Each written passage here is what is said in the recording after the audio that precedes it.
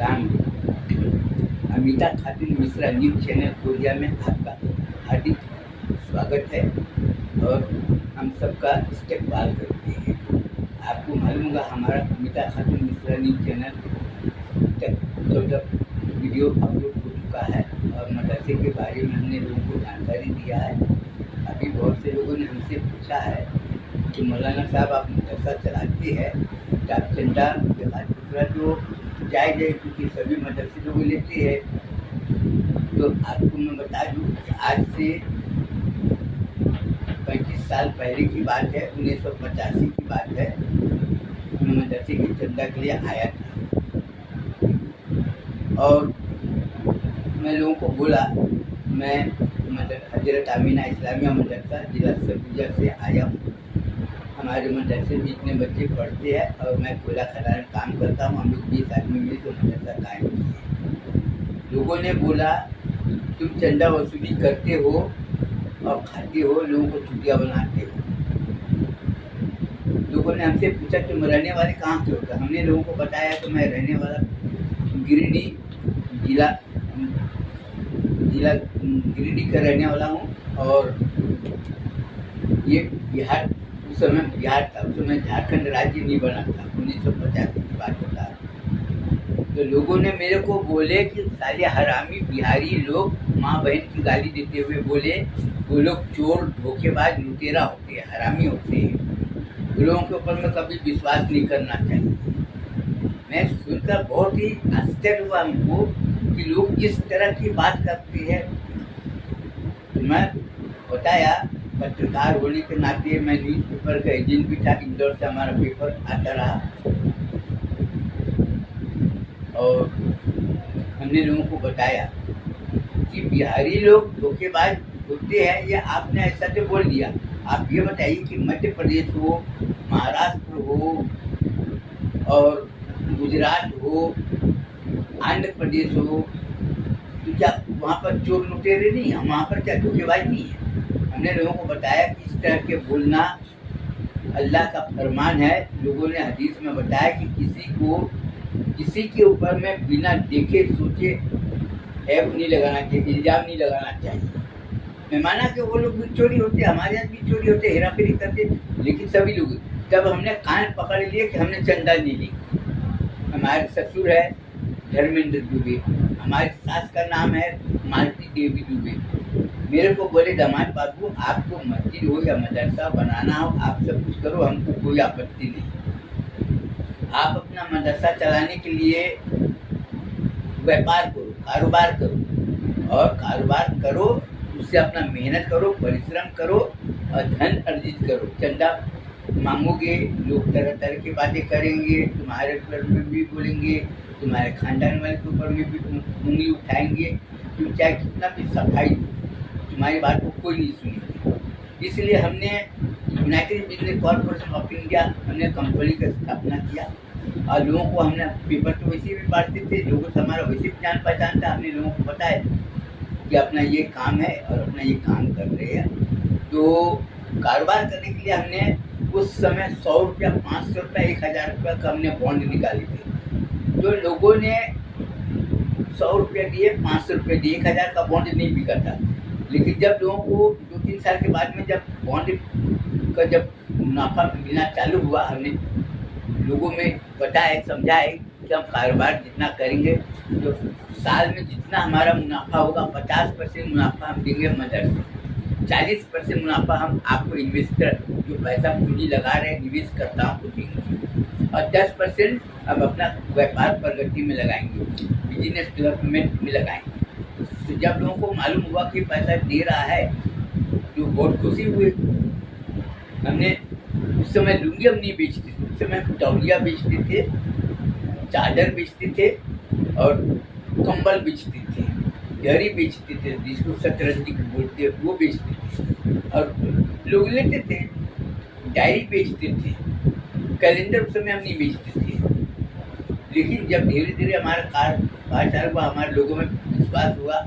और आप लोगों को ये बता दूँ सबसे बड़ी बात ये है कि मैं रहने वाला बिहार था। अपने बिहार के लोगों को हमने मध्य प्रदेश में रहते हैं, महाराष्ट्र में भी बहुत से लोग हैं, गुजरात में भी है। हमने लोगों को बताया कि भाई ऐसी ऐसी बात है, अब मेरे को ऐसा बोलते इसलिए मैं ये। तो बहुत से मुस्लिम तो लिए ही नहीं, हमारा वोट करने वाले दूसरे समाज, ब्राह्मण समाज के थे, राजपूताना समाज के थे। और उन लोगों को हमने बताया, दोनों हाथ जोड़ के निवेदन किया मेरे लोगों को ऐसी ऐसी बात है, और हम अपना सिर झुका नहीं सकते, हम परिश्रम करना सकते, हम दिए तो लोगों ने दे दिए, देगा तो ठीक है, नहीं देगा तो भी ठीक है। कई समाज की लड़कियों लोगों ने भी हमारा 100 रुपया दिया। जब पैसा रिफंड मिला तो लोगों की आंखें खुली की खुली रह गई। ये बहुत ही अच्छा, और आज उसी का नतीजा, आज हमसे बहुत से लोग बोलते हैं मदरसे में अंडा, चिकन, बकरे का गोश्त खाने के ऊपर में मना है।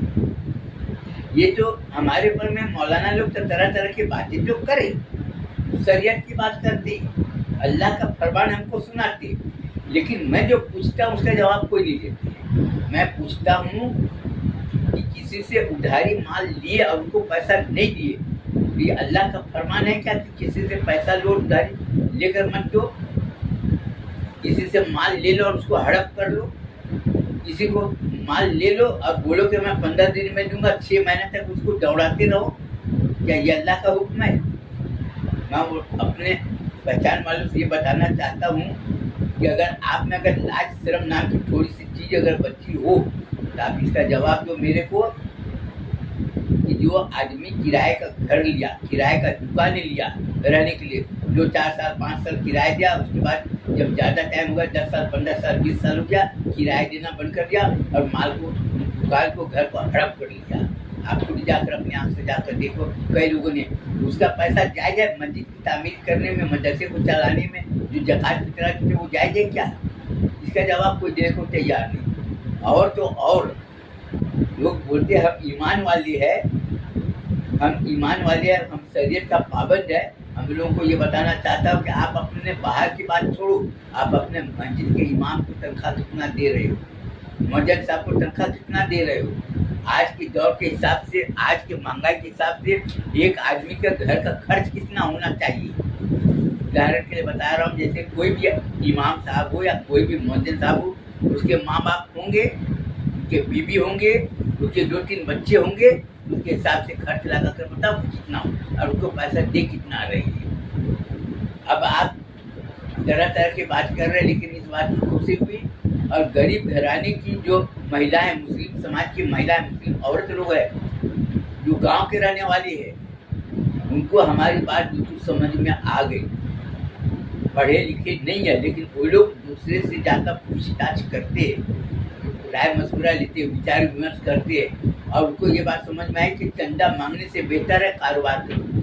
आज अपनी कौम की हालत बद से बदतर क्यों है?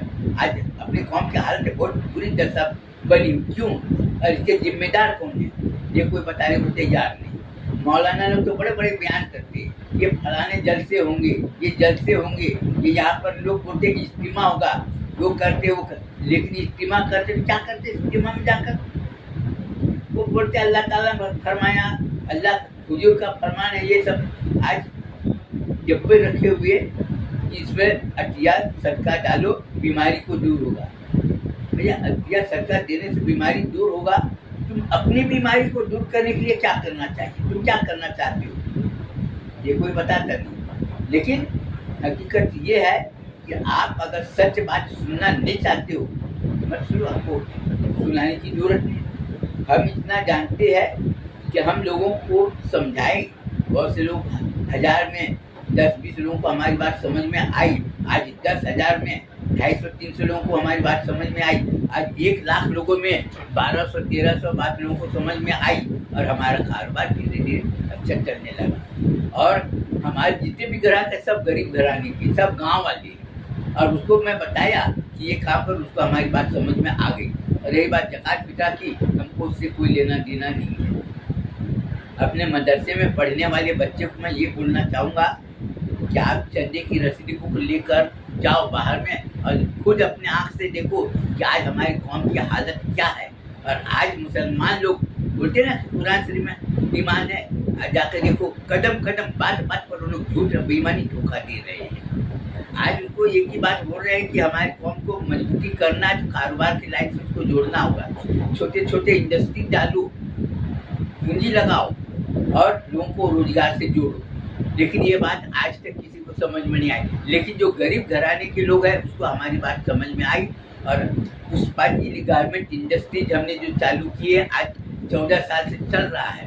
तो लोगों ने उसको जब अपने आँख से जब देखे कि हम सूरत से, अहमदाबाद से, नागपुर से कपड़ा ले जाते हैं रिजेक्ट वाला, तो रिजेक्ट वाला कपड़ा तौल तौल के जो कपड़ा मिलता है ना, कट पीस वाला, वो सब अब बच्चे लोगों का हाथ पर ये सब बनाते और बेच रहे हैं। और धीरे धीरे हमारा कारोबार अच्छे है। और आप लोगों का हम शुक्रिया अदा करते कि जिन लोगों ने हमारा 1,000 रुपया, 5,000 रुपया, 10,000 रुपये का बॉन्ड खरीद कर हमारी मदरसे को आपकी मजबूती की है और उसमें लोगों को रोजी रोटी मिली हुई है। अगर आप लोग इसी तरह साथ देते रहेंगे तो आगे चलकर कम से कम नहीं तो हजारों की तादाद में लोगों को रोजगार मिलेगा। और मदरसा चलाने के लिए हमको किसी के आगे हाथ नहीं फैलाना होगा। बस इसी के साथ अपना मैं बयान को ख़त्म करना चाहता हूँ। और आप लोगों को यही बोलूँगा कि आप कोई भी काम कीजिए तो दूर से, पास वाले नहीं, यानी 100-150 किलोमीटर दूर के लोगों से विचार विमर्श करो, राय मशवरा लो और लोगों से पूछो कि हम ये काम कर रहे हैं। उसके बाद में आपको फैसला करना है क्या सही है क्या गलत है। अस्सलाम वालेकुम।